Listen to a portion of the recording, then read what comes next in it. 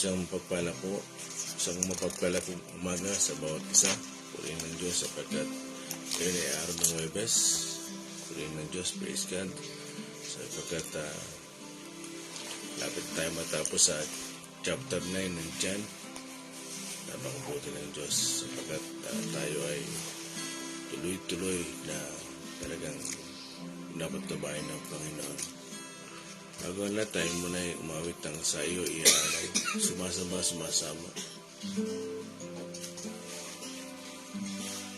Sa iyo iaalay ang buhay sapagkat ito ang nararapat. Sapagkat ito ang nararapat Sa katulad mong matapat.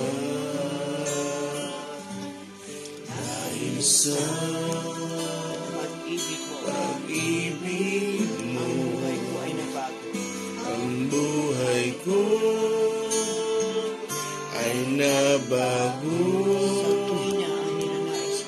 Sa tuwina ang ninanais ko ay naging maglingkod sa iyo.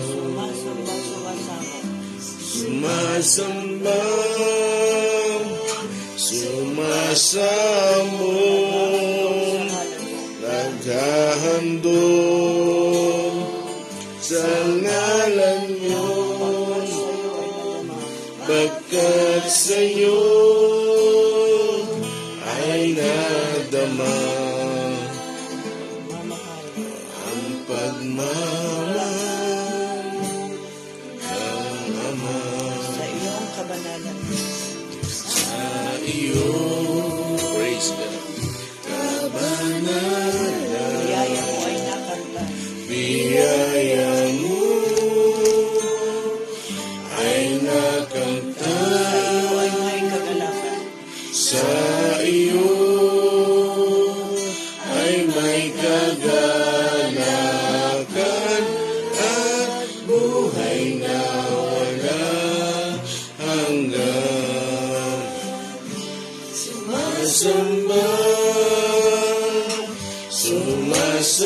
Sumasambong naghandog sa ngalan niyo. Pagkat sa'yo ay nadama ang pagmamahal ng Ama. Tunay kang Panginoon. Tunay ka mahilong, Namalas ko sa Kalbaryo. namalas ko sa Kalbaryo.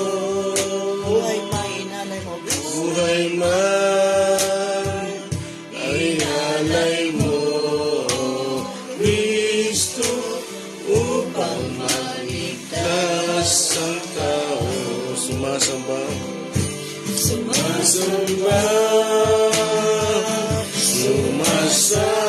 sumasambong naghandog sa ngalan niyo. Pagkat sa'yo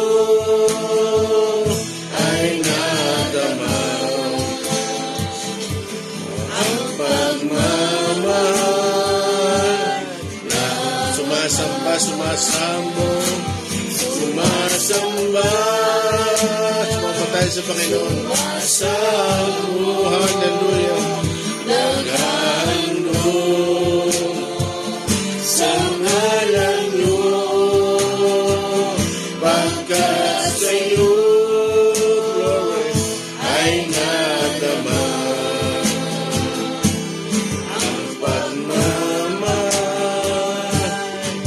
For the last time, sumasamba,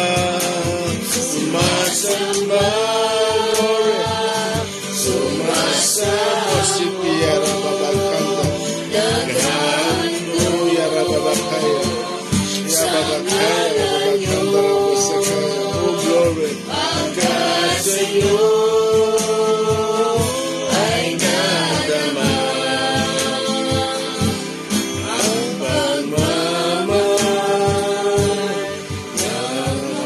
sa inyo'y nadama. Pagkat sa inyo ay nadama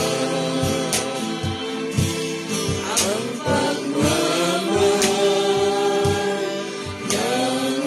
pagmamahal ng Ama.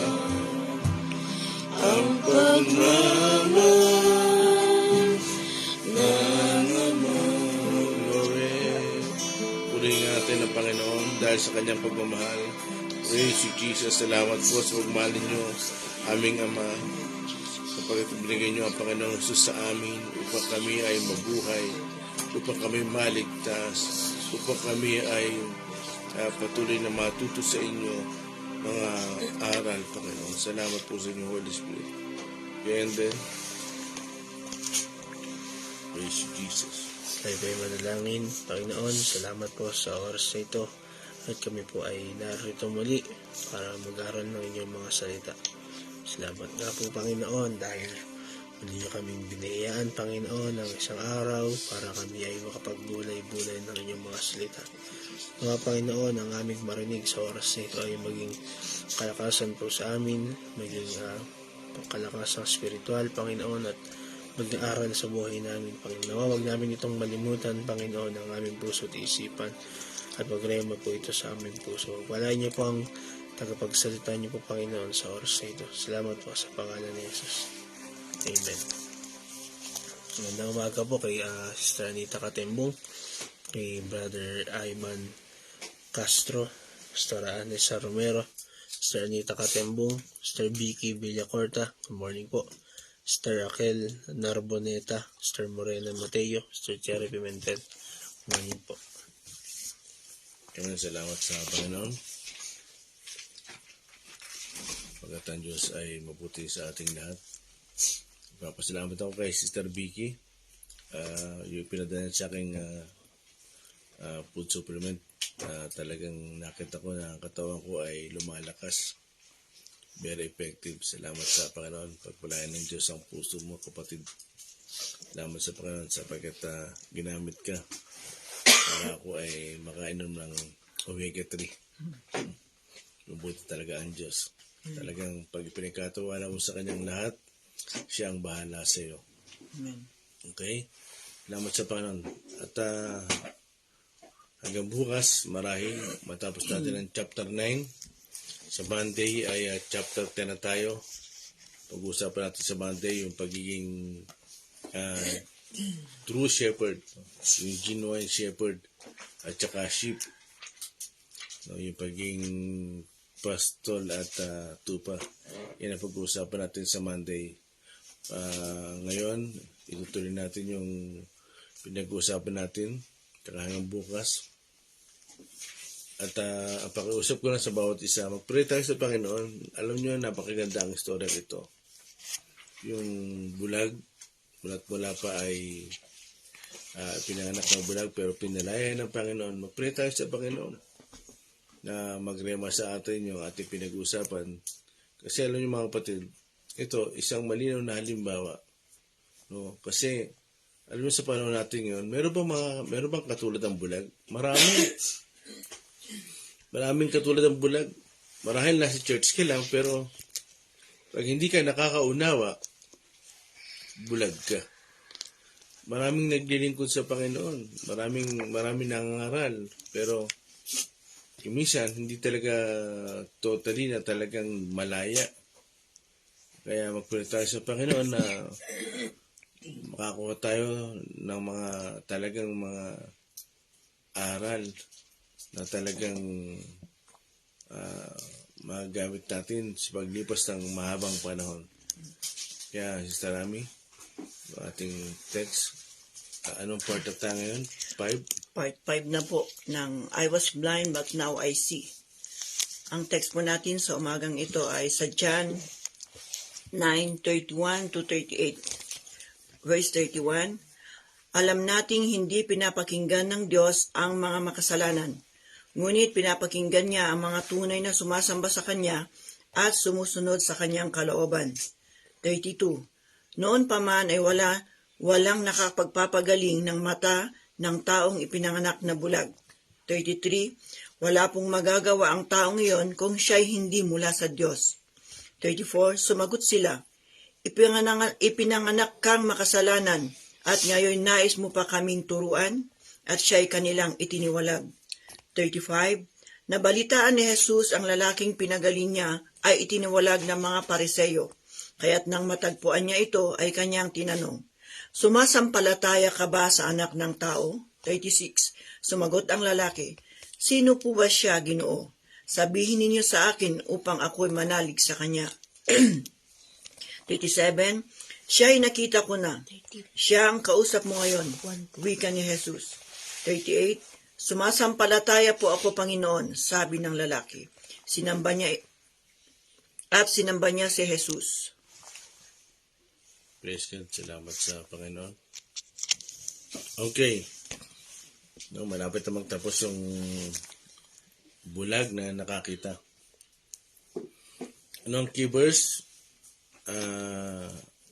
John 9 verse 25. Ano yun? I was blind, But now I see. Yan ang key verse ng chapter 9. Kaya, sa pagpapatuloy ng ating pinag-aaralan, dito makita nyo, talagang gumaling yung lalaki. At sa verse 3 ng chapter 9, ay sinabi ng Panginoon, di ba? Ipapaalala ko sa inyo. Sabi ng mga alagad, sino ang nagkasala? Yung kanya bang ina o siya? Ano sabi ng Panginoon bago tayo matapos? Hindi siya nagkasala o ang kanyang ina, kundi upang mahayag ang kapangyarihan ng Diyos sa pamamagitan niya. Mga kapatid, importante yan. Ang kapangyarihan ng Diyos hindi mahayag sa mga hayop, sa mga hindi mananampalataya, sa mga hindi kumikilala sa Kanya. Mahayag ang kapangyarihan ng Diyos doon sa mga nababago ang buhay. Gusto kong ipaunawa ito sa inyo. Hindi sa puno, hindi sa halaman, hindi naniniwala sa Panginoon. Mahayag ang kapangyarihan ng Diyos doon sa mga bulag na nakakita. Anong ibig sabihin? Yung mga nananampalataya sa Kanya. Pag kayo ay patuloy na nananampalataya at patuloy na tumutugon sa mga salita ng Diyos, mahayag ang kapangyarihan ng Diyos sa inyo. Amen? Kaya dito ay sinabi ng bulag sa verse 25, i-recall ko lang bago tayo magtapos. Ang sabi niya, ako'y dating bulag, ngayon ay nakakita na. Now, gusto ko makita sa inyo, nung siya ay muling makita ng Panginoon, nung siya ay makita ng Panginoon, ano ang unang gumaling sa kanya? Physical body. Ano yun? Yung mga mata. Yung mata talaga. Yung talagang literal na mata. Yung physical. Yun talaga ang unang gumaling sa kanya. Kaya sinasabing, ako'y dating bulag at ngayon ay nakakakita na. I was blind but now I see. Yun talaga yung unang nangyari sa kanya. Yung mula pagkabata ay nagkaroon ng pagbabago. Kasi napakahirap pag yung bulag, mga kapatid. Napakahirap. Talagang iiyak ka. Talagang kung maaari ay talagang, sabi ko nga, kung ako ay talagang hindi naglilingkod sa Panginoon at hindi nagtitiwala sa Panginoon, tingin ko araw-araw akong sumisigaw. Alam niyo ba yon? Araw-araw ako sumisigaw. Pero nga sabi ko nga, may panahon na nag-iisa ko, talagang nagsusumamo ako sa Panginoon. At minsan nga dumating yung punto na lumuluhan na lang ako. Pero nagigising ako, natatauhan ako. Kasi sabi ko nga, Lord, bahala ka na sa akin. Basta ako, nagpapatuloy ako, naglilingkod sa inyo, hindi ako nagdududa. No? Kasi alam ko, ginawa na ng doktor ang lahat. Ngayon, iintayin ko naman yung pagkilos nyo. Alam ko mayroong dahilan ng Panginoon. according to His purpose. May layunin siya. Kaya, ngayon naman, pag-uusapan natin, pagkatapos gumaling yung physical na katawan, yung spiritual body naman, yun naman ang pag-uusapan. Kasi bakit? Yung sumunod na nangyari, ay spiritual body naman ang nakakita. No? Yan ang pag-uusapan natin ngayon. Yung sumunod na nangyari, pagkatapos gumaling ng physical, kasunod na yung spiritual body.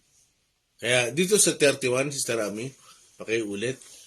Verse 31 ng John 9, alam nating hindi pinapakinggan ng Diyos ang mga makasalanan, ngunit pinapakinggan niya ang mga tunay na sumasamba sa Kanya at sumusunod sa Kanyang kalooban. Amen. So, dito, sino na siya salita dito? Bulag. Yung bulag ay patuloy na nagsasalita. Kanino? Sa mga Parseyo.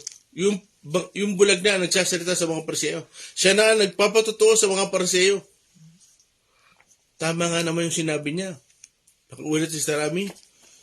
Alam nating hindi pinapakinggan ng Diyos ang mga makasalanan. Okay, stop. So dito makikita mo sa mga sinasabi ng bulag, mayroon siyang alam. Bagamat nung siya'y bata, ay talagang bulag siya, marahil talagang natuturuan sila.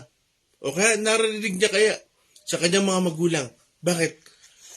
Tingnan niyo mga kapatid ang sinasabi niya. Totoo yung sinasabi niya. Hindi pinapakinggan ng Diyos ang mga nagkakasala. Ang mga makasalanan. Bakit? Iwalay sila sa Panginoon eh. Gaya na sinabi sa Isaiah 59, verse 2. Dahil sa inyong mga pagsuway, kayo ay nahiwalay. Eh, talagang malinaw. Ang ibig sabihin, dito ay talagang may alam yung bulag. Bakit?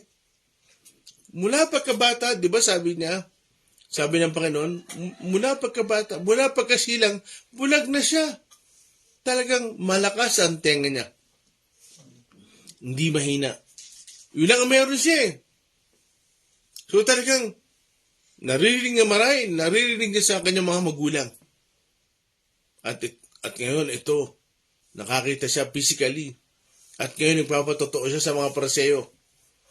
Totoo ang sinabi niya. Hindi pinapakinggan ng Diyos ang makasalanan. Wala tayong pagtatalunan dyan. Alam natin bakit? Ang Diyos ay matuwid. Ang Diyos ay banal. Kalimit ang sinasabi natin yan. Ang Diyos ay matuwid. Ang Diyos ay banal. Ang Diyos ay tapat. Amen? Amen. Kaya verse 32, tuloy, basa ulit. Ng 31, may tuloy pa rin. Ngunit Okay, pinapakinggan niya ang mga tunay na sumasamba sa Kanya at sumusunod sa Kanyang kalooban. Yun. Importante pala yun. Yung sumasamba at sumusunod. Hindi pwedeng manamba ka lang, pero hindi ka sumusunod. Ang marami ngayon sumasamba lang. Pumapasok lang ng simbahan, pero hindi sumusunod. Tandaan niyo mga kapatid, ipapaalala ko ulit. Genesis pa lang, talagang usapin na yung pagsunod at pagsuway. Big deal sa Panginoon yan. Kasi ang totoong sumasamba, may pagsunod. Alam nung bulag. Kaya pag kayo ay hindi sumusunod, o kayo ay sumusuway, ay bulag kayo. Kagaya din kayo ng bulag. Pero dito nagpapatotoo na siya eh. Alam niya, narinig niya, natutunan niya. Mula pagkabata, alam niya yung salita ng Diyos. Alam niya yung mga sulat ni Moises. Sinasabi niya sa mga Parseyo, alam natin ang mga kasalanan ay hindi dinidinig ng Panginoon at sumusunod sa kanyang kalooban. Pakulit-ulit bago natin iwanan. 31. Alam nating hindi pinapakinggan ng Diyos ang mga makasalanan, ngunit pinapakinggan niya ang mga tunay na sumasamba sa Kanya at sumusunod sa Kanyang kalooban. Okay. Bago natin iwanan yan. Pinakikinggan daw, sabi ng bulag, pinakikinggan ng Diyos ang mga tunay na mananamba. Hindi basta sumasamba. Lagi yung iduduktong yung tunay. At, siyempre, pag tunay na kang mananamba, sumusunod ka. Amen. Pag ikaw talaga ay tunay naman ng ba, mayroong pagsunod. Yun daw ang pinakikinggan ng Diyos. Amen? Kaya, tuloy, 32. Verse 32, noon pa man ay walang nakapagpapagaling ng mata ng taong ipinanganak na bulag. So dito makita nyo, alam ng bulag, wala pa nangyari sa istorya ng Old Testament. Mga kapatid, wala pa nangyari. Sinasabi ng bulag na wala pang nangyaring mula pagkabata, mula pagkasilang, ay gumaling. Kasi mahirap yan. Hindi kaya sa trick yan. Hindi kaya ng mga salamangkero yan. Alam nyo, wala pa ako nakita na nagawa na salamangkero na yung talagang inborn na bulag ay napagaling niya. Hindi kasi kaya sa trick yan eh. Talagang ang makakagawa lang yan, ang Diyos. Alam ng bulag, ang Diyos ang nagpagaling sa kanya. Bakit? Di ba nga sinabi nga sa verse 3, upang mahayag ang kapangyarihan ng Diyos sa pamamagitan niya. Mga kapatid, alam nyo, bawat isa sa atin, gustong ipakita ng Diyos ang kanyang kapangyarihan. Gustong mahayag ang kapangyarihan ng Diyos sa bawat isa sa inyo. Kung kayo ay mananatiling nakakita. Kung kayo ay hindi nagbubulag-bulagan. Kaya nga, di ba, kuminsan ng mga Kristiyano ang problema, bakit sinabi ni Pablo sa Romans 12:2? Magbago na kayo ng pag-iisip. Hanapin nyo ang nakalulugod sa Panginoon. Kasi bakit? Nakikipag-compromise sila sa mundo. Yun yung mga Kristiyanong nagbubulag-bulagan. Mga nakakita na, pero pagdating sa labas ng simbahan, nagbubulag-bulagan. Kaya dyan, sinasabi ng bulag talaga kung ano yung gusto niyang ipatotoo. Mahayag ang kapangyarihan ng Diyos sa pamamagitan niya. Kaya naunawaan ko Mas naintindihan ko kung bakit talaga pinagaling ang bulag at bakit siya ipinanganak na bulag. Bakit? Sa tamang panahon. Kasi sa Diyos, wala aksidente. Mga kapatid, walang aksidente. Kayo, nandito ngayon, walang aksidente yan. Kahapon nga sinasabi ko kay Rami, ewan ko kung naaalala niya, sabi ko sa kanya, Mother, naiisip pa ba na tayo ay pagsasama-samahin ng Panginoon? Bago tayo nagsama-sama, meron tayong iba't ibang istorya. Malay nyo ba, naisip nyo ba kami ni Jess magkikita? Nakita ko lang sa Green Valley. Ang tanda ko sa Otsocha, kulay green, na parang leggings. Inaalok niya si Pastor Lenny ng manicure. Yun ang alam ko. No? Kasi kaya ko ba? Sabi ko, humanga ako ba? Si Lenny. Talagang malusog pala ang manicurista niya. Naunawaan yun? Hindi nyo, wala aksidente sa Panginoon. Lahat yan, plano niya. Kasi nga, pagdating ng panahon, mahayag sa atin ang kapangyarihan niya. Amen? Naunawaan niyo ba yung mga kapatid? Amen. Mga kapatid, bago matapos ang bulag, kailangan makakita na kayo. Ha? Bago matapos ang istorya ng bulag, panalangin ko sa Diyos, buhay ko ay pagpalay. Hindi, makakita na kayo. Makarealize kayo. Kagaya ng isang bulag. Mga kapatid, ito lang verse 33 po. Ay, 33. Wala pong magagawa ang taong iyon kung siya'y hindi mula sa Diyos. Yun. Ngayon, kayo ito sinasabi ng bulag sa mga Pariseo. Walang magagawa. Kasi, ang totoo, hindi ba talaga lubusang kilala ang Panginoon? Hindi pa nagpapakilala sa Kanya. Pinigaling lang siya. At yun ang pinapatotoo niya kung ano yung natanggap niya, yung oro mismo. Pero nga sabi ko nga sa inyo, nung siya ay nakakita, nagpasimula na siyang i-persecute, usigin. Nagpapatotoo rin siya. Siya mismo ang nagsasalita, hindi ang Panginoon. Di ba ang Panginoon na nagpagaling? Yung gumaling ngayon ang nagpapatotoo. Yun ang gustong gawin ng Diyos sa atin eh. Amen. Tayo, mga nababago ang buhay. Ang talagang gustong gamitin ng Panginoon para mapatotoo sa mga bulag. Amen. Di ba sabi nga sa kasulatan, paano maaakay ng kapwa bulag ang bulag? Pero sila mahuhulog sa bangin. Buti lang, kami ni Star Ami. Ako na ang bulag. Sabi Kaya, dito, nagpapatotoo na yung bulag. Na may nangyari sa kanya. May kakaibang karanasan sa kanya. Alam niyo mga kapatid, kung bakit hindi tayo maintindihan ng maraming tao? Kasi yung karanasan natin, tayo lang ang makapagpapaliwanag. Ano ba yun? Yung karanasan natin sa Panginoon, tayo lang ang makapagsasabi. Yan ang gustong marinig sa atin ng Diyos. Magpatotoo tayo. Alam nyo, kung talagang may nangyayari sa atin, magpapatotoo tayo. Now, palapit tayo. Verse 34. 4. Yan. Verse 34 ng John 9. Sumagot sila, ipinanganak kang makasalanan at ngayon nais mo pa kaming turuan, siya'y kanilang itiniwalag. Yun. So dito, makikita nyo mga kapatid, pagkatapos na salitaan o magpatotoo ng bulag na gumaling, no? Pinaratangan siya. Now, dito makikita nyo, ano yung karakter ng mga Pariseo? May alam sila sa kasulatan. Alam nyo, dapat ka sila yung unang makakakita eh. Bakit?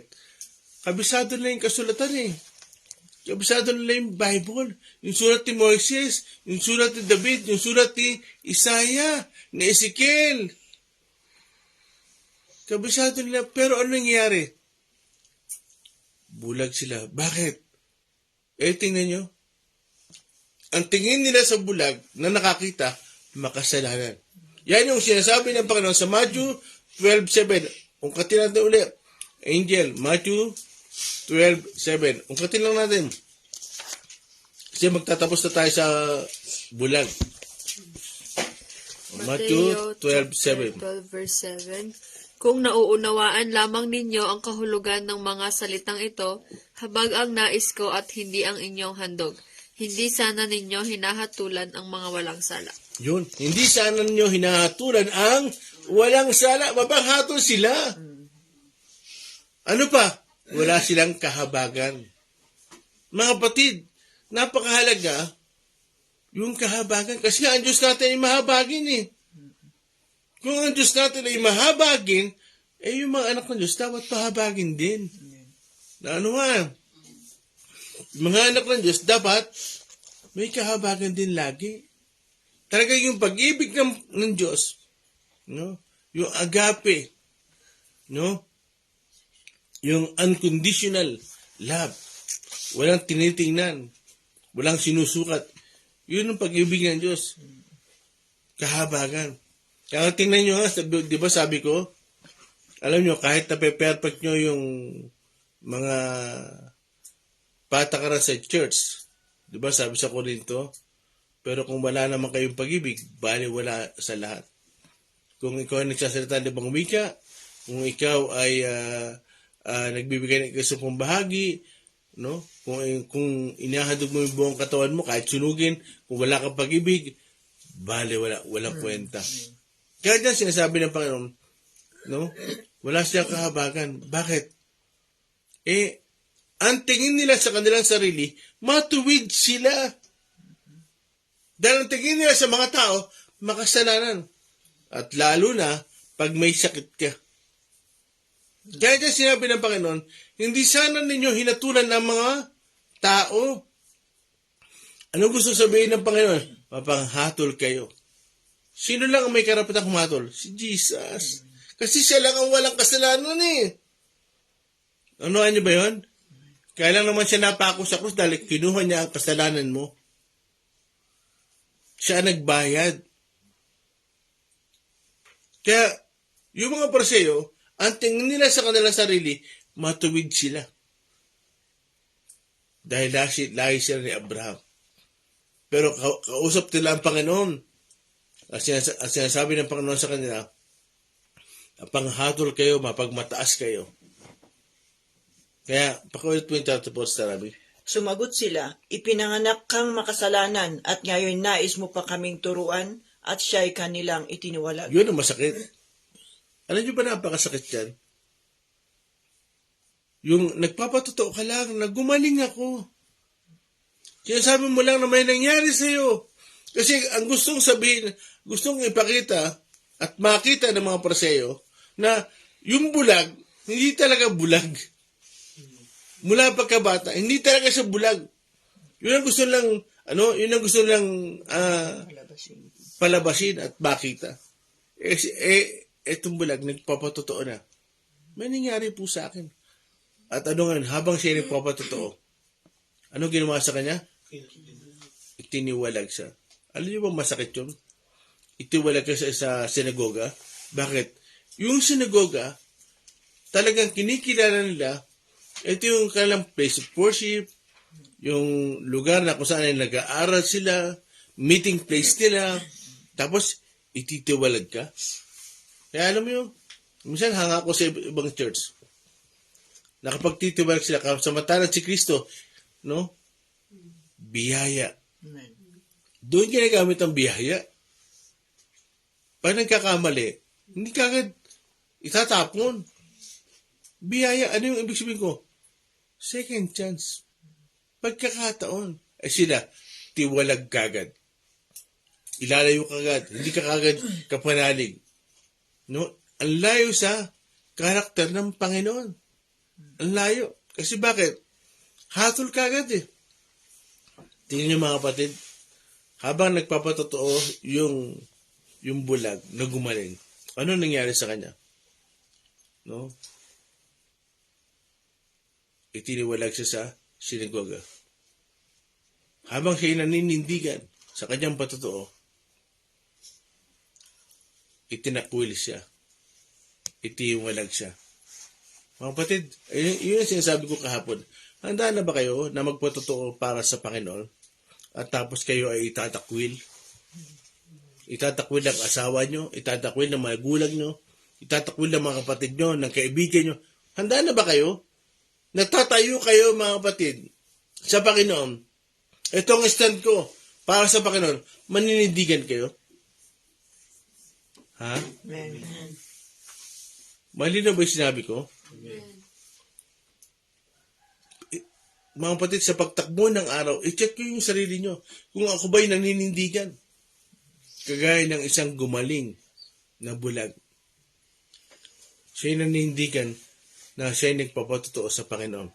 Now, okay, itinawalag siya.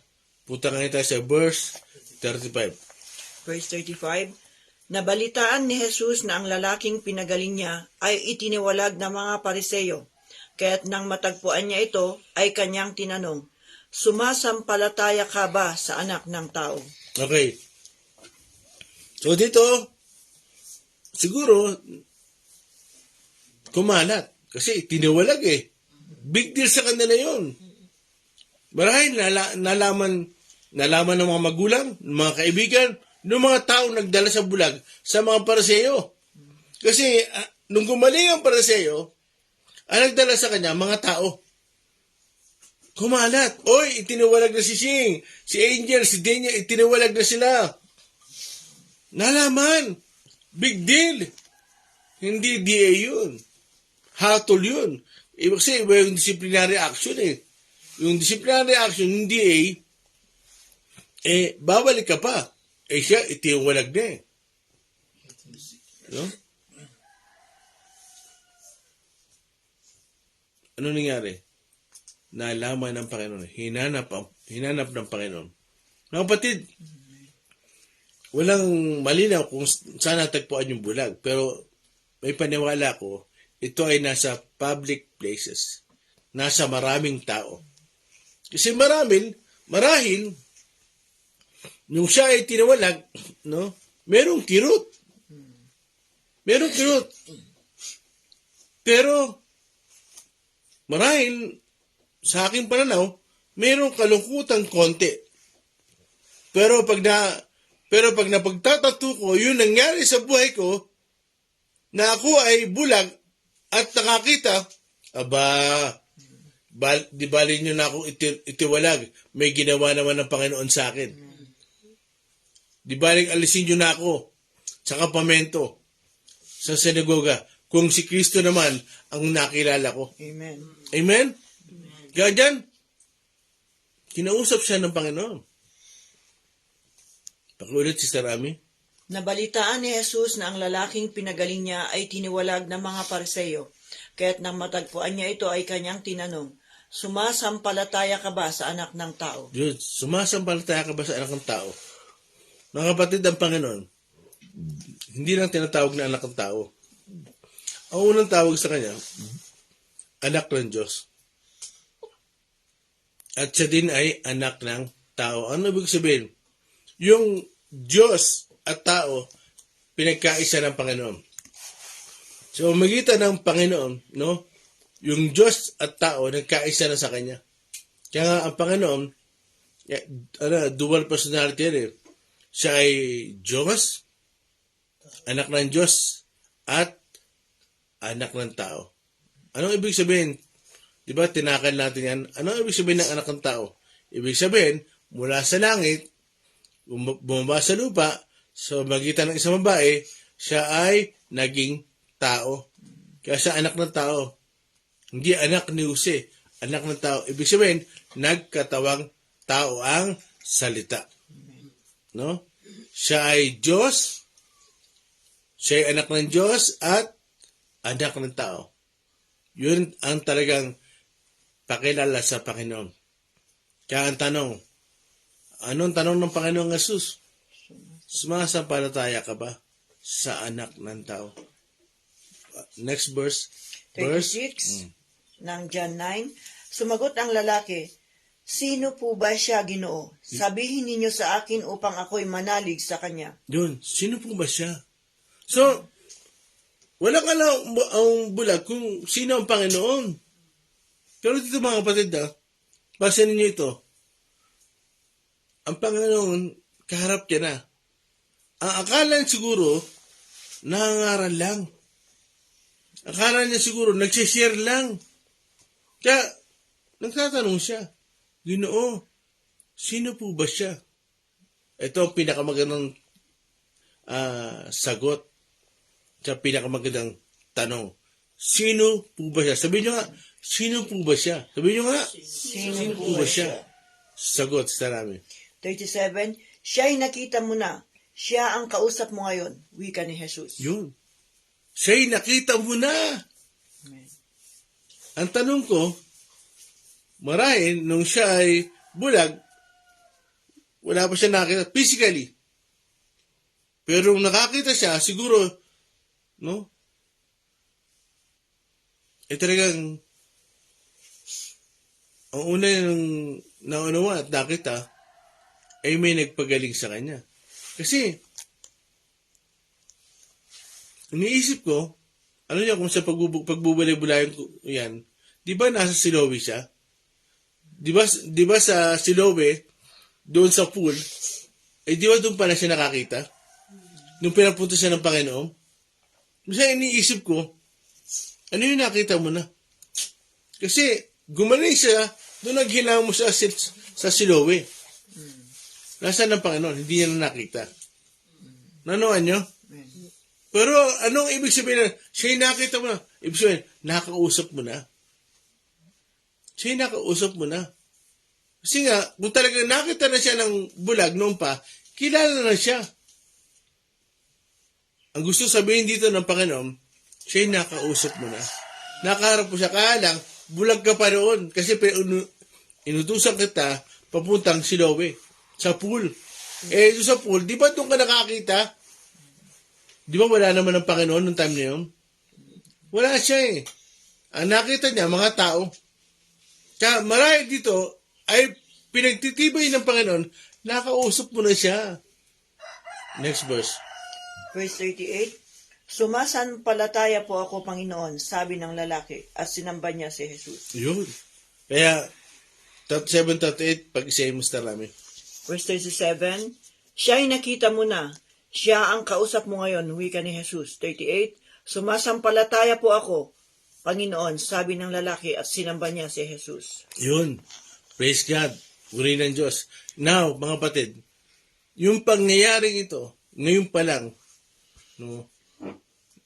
Ngayon pa lang, masasabi natin, nakakita yung kanyang katawan, spiritual, ng kagalingan.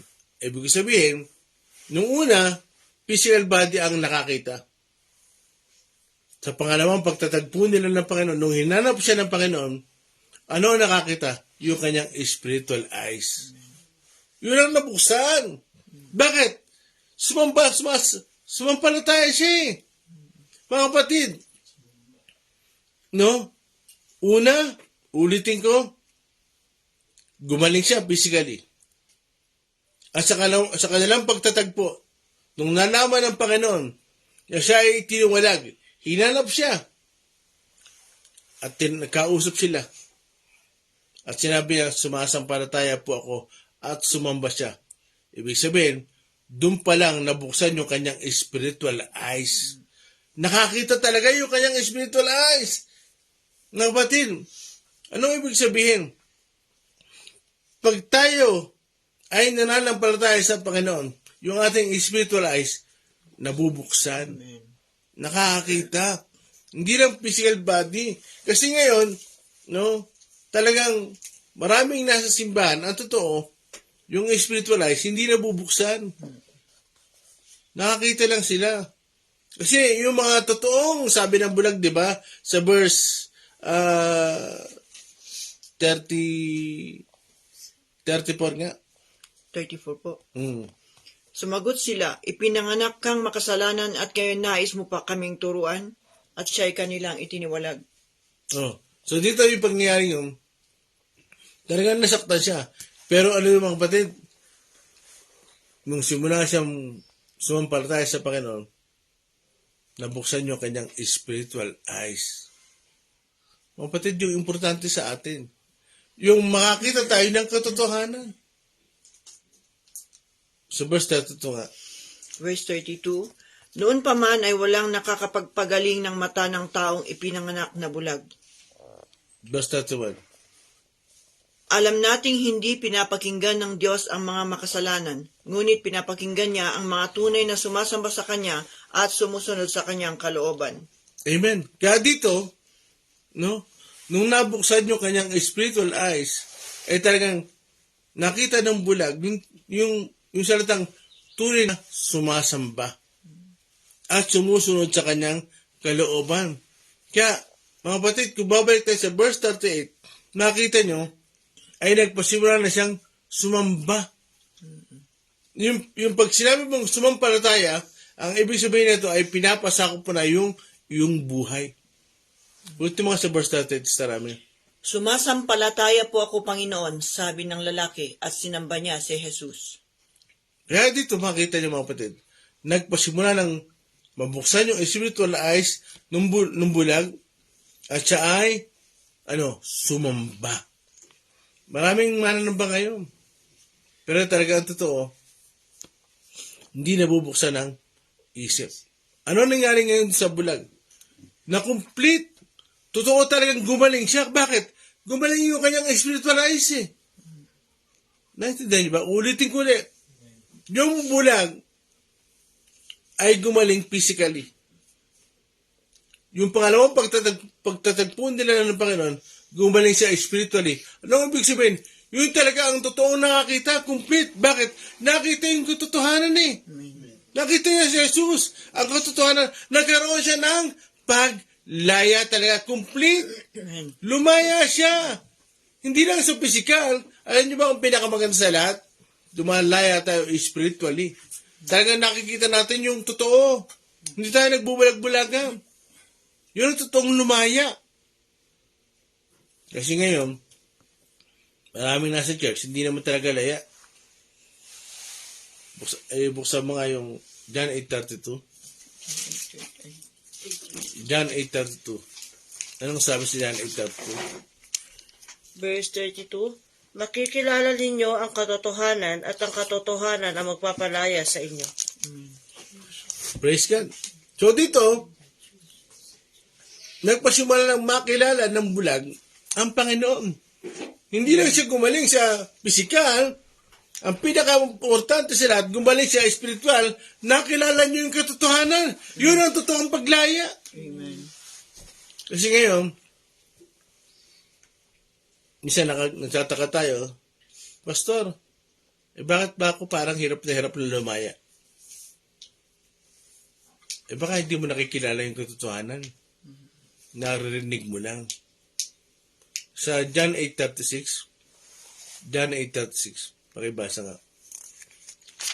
John 8:36. John chapter 8 verse 36. Kayo'y tunay na lalaya kapag pinalaya kayo ng anak.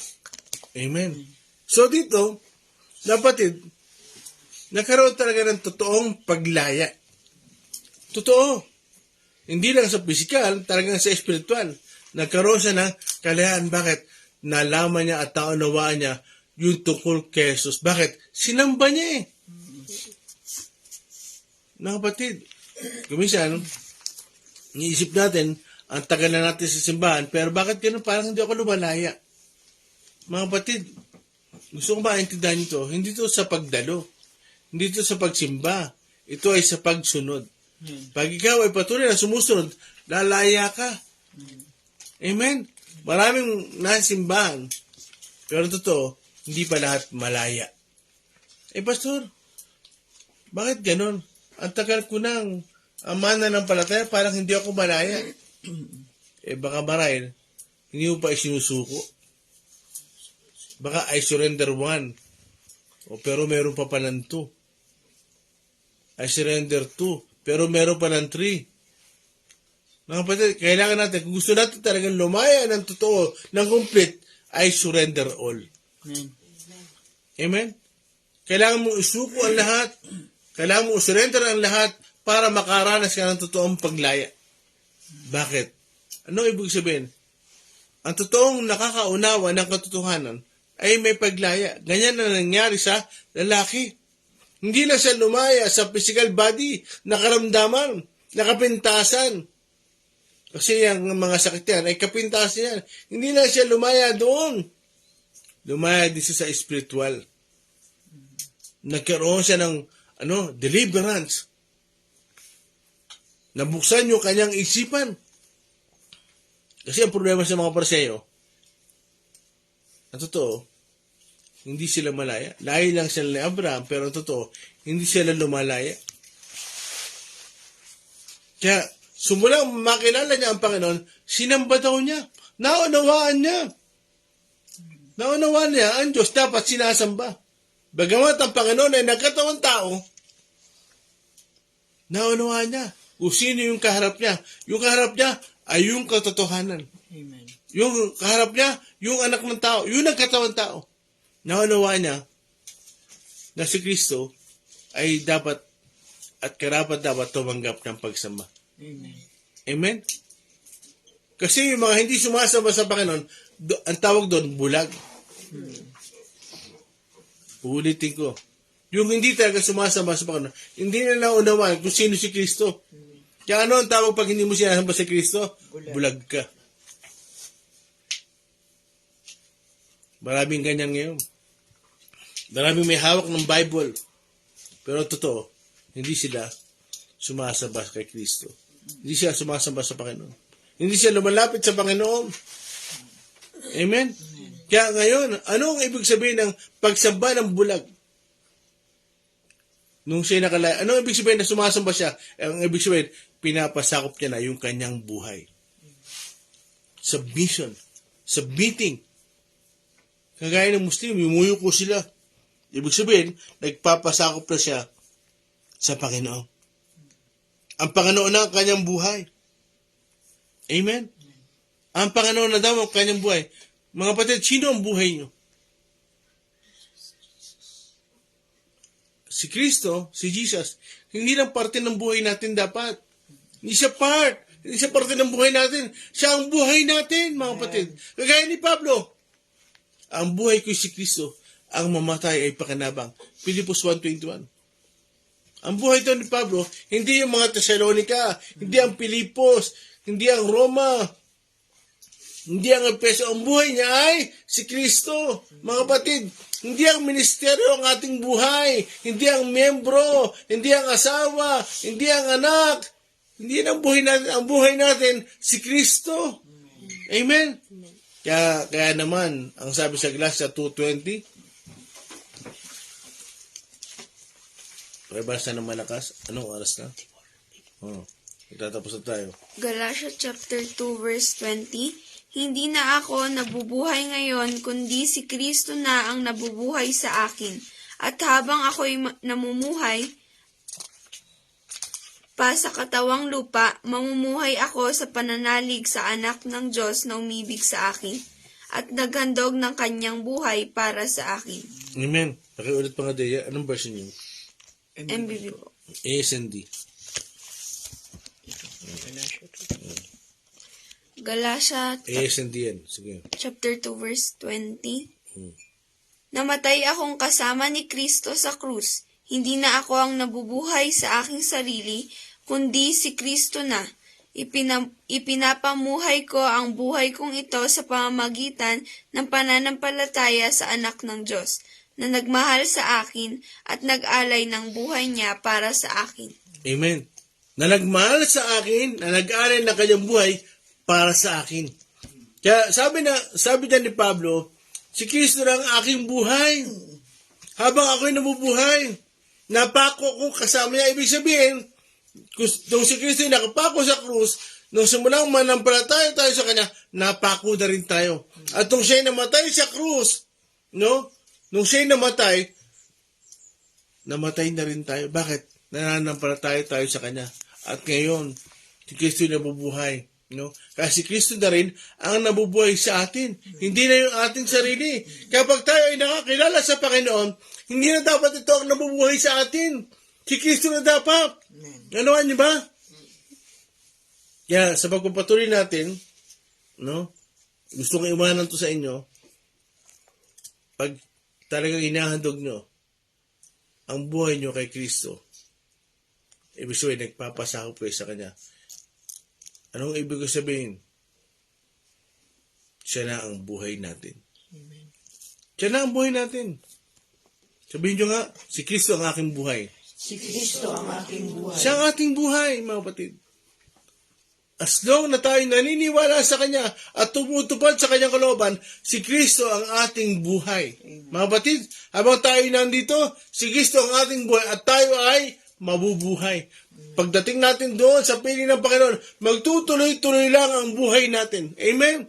Kaya patuloy natin iaalay yung ating buhay sa Panginoon. Sa iyo iaalay.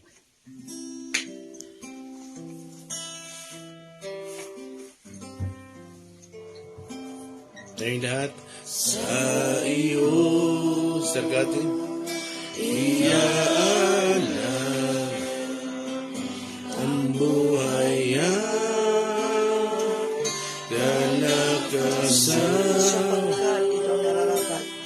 sapagkat ito ang nararapat sa katulad mo matapang. Dahil sa yes Lord, thank you Lord, pag-ibig dahil po sa inyo. Dahil po sa inyo, Panginoon, kailang ay nabago sa tuwiga ang ninanais ko ay laging maglingkod sa iyo. Sumasamba kagaya ng isang bulag nakakita. Sumasamba siya. Ibibigay galang. Ipinapasakop niya yung kanyang buhay. Pagkat sa inyo ay nadama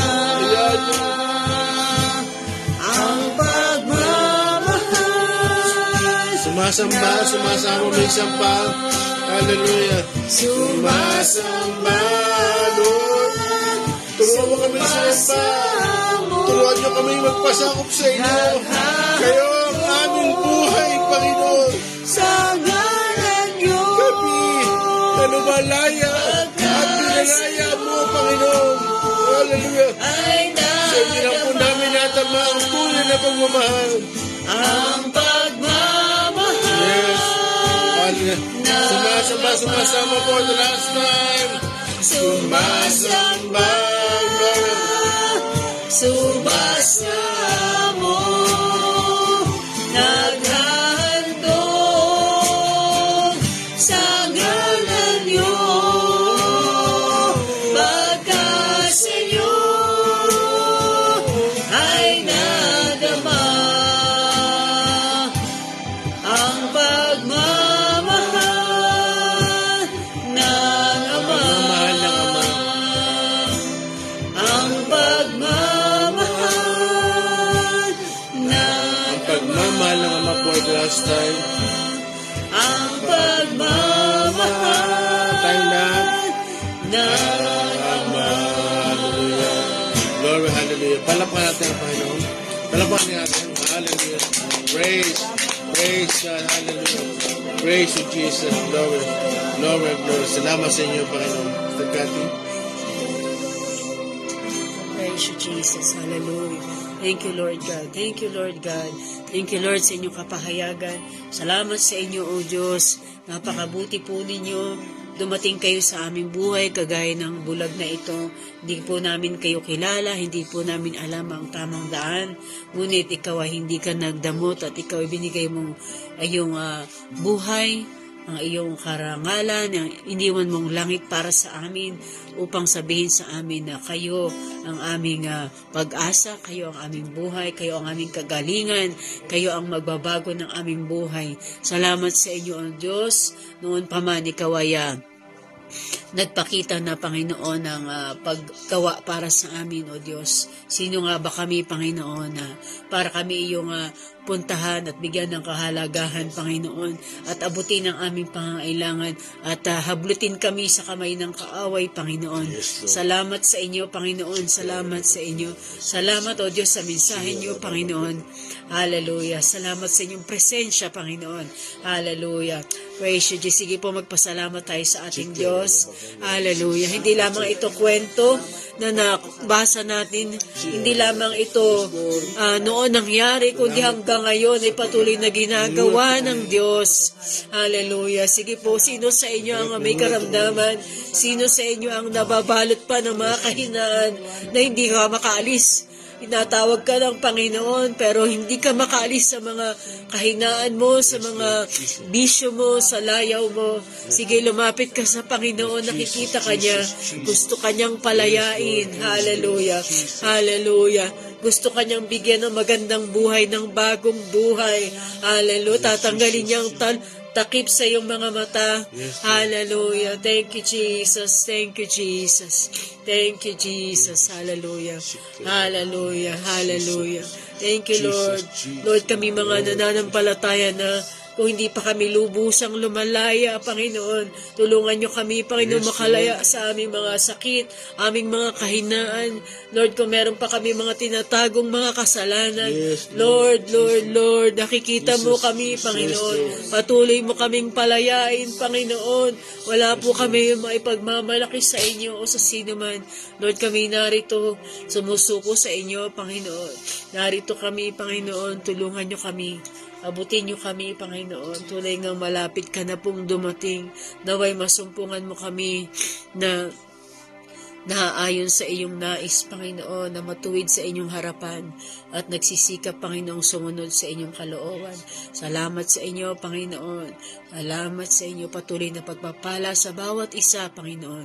Kalakasang espiritual, Panginoon. Lord Jesus, kalakasang ng pangangatawan at magamit pa nawa ang bawat isa sa amin ayon sa inyong nais, sa inyong inuutos sa bawat isa sa amin. Salamat po sa buhay ni Pastor Jim. Lord, Lord God, kayo po ang tumutulong sa kanya, Panginoon, na magawa ang mga bagay na ito. Salamat sa inyo, Panginoon, at patuloy na pagpapala sa devotion na ito, Panginoon, na magpatuloy hanggang sa mga susunod, hanggang sa nais mo, Panginoon.